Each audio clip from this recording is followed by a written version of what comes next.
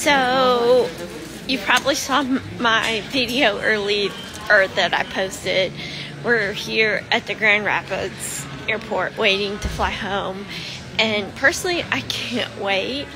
I know a lot of my friends don't like the heat, but I have been freezing the entire time that I have been here, so I can't wait till we get home to my oven, which is the Texas heat. But 10 years ago, I was still continuing my cancer journey, and I was starting my radiation, and thankfully I was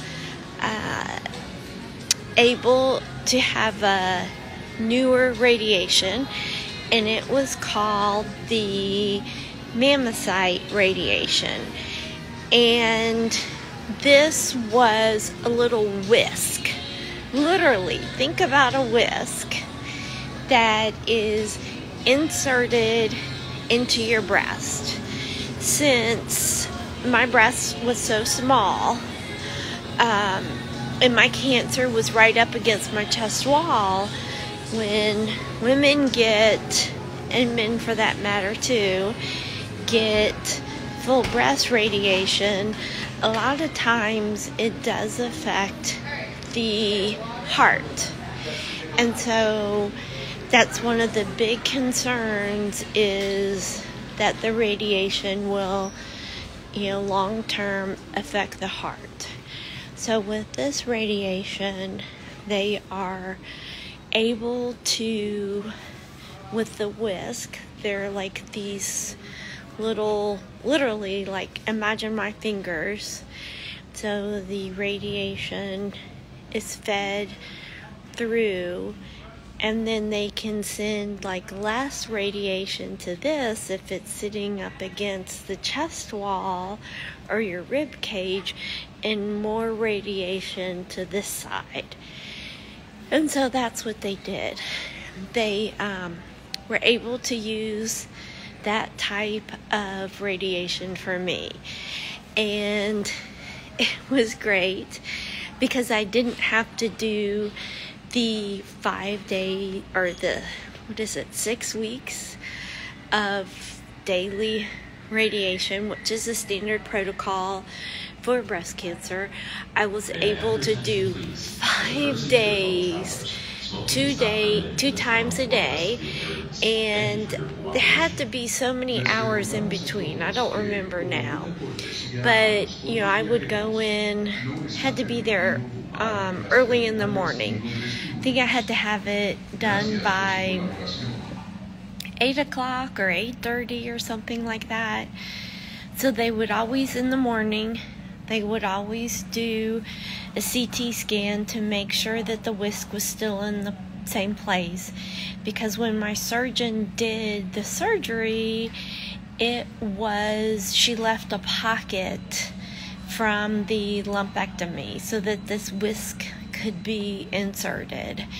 And then this whisk, it was kind of think of an octopus. So it had these tentacles that came, literally like out the side of my breast there, that when I laid down for my radiation, they would hook all of these cables from the radiation machine up to these tentacles, so that it would deliver the radiation to me. And the first time I was in there, had all these lights and bells and everything, and I remember asking the radiation tech, I said, so what happens if these lights and bells go off? And she goes, that means there's been a radiation leak and the room is sealed shut. And I said, you mean I'd be in here all by myself and nobody could come in here? And she said, yeah, until we could get the leak under control. And I said, I thought, okay, that had better never happen.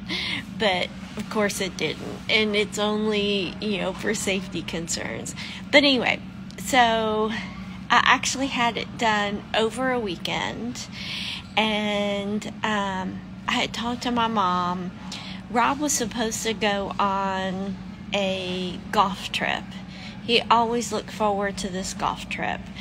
And for those of you that have been caregivers, you know how exhausting it is, and the pain on his face. The poor guy really needed, he needed to get away and not think and worry about me. So I talked to my mom, and I said, Rob needs to leave. He's hovering over me, and I cannot stand to be hovered over. I am not the type that wants to be waited on. Leave me alone. Let me do my own thing. And she said, yes, send him on that golf trip. He went on his golf trip. She came up. We had the best time. But I would drive every day, every morning, every afternoon. Of course, she was going with me. I think the second day, when we got back, first or second day, I don't remember now, but the first or second day, I was still meeting with clients, met with one of them at Ferguson's in between. She knew I was going through cancer treatment, so it was just fine that, I was dressed super casual. But let me tell you, that weekend in between my treatments, pretty much all I did was sleep. They say that radiation doesn't take much out of you. They are wrong. It is absolutely exhausting. So that weekend I slept. Then when it came to my third and my fourth and then finally my fifth treatment, my mother was literally having to wake me up in between sessions, because I'd come back from the session, get in my chair, and I'd literally sleep for hours until it was time to go to my next session. But it went by super duper quick, thankfully, and those 5 days are over. And we thought that I was done with my treatments. Well, little did we know. But that's for another story. And but at this point, we thought we were done with my treatments, that I was, all cured, everything was over, cancer was in our rear view mirror, and life was going on, except for, for the first 2 years, you do quarterly treatments. Then after 2 years,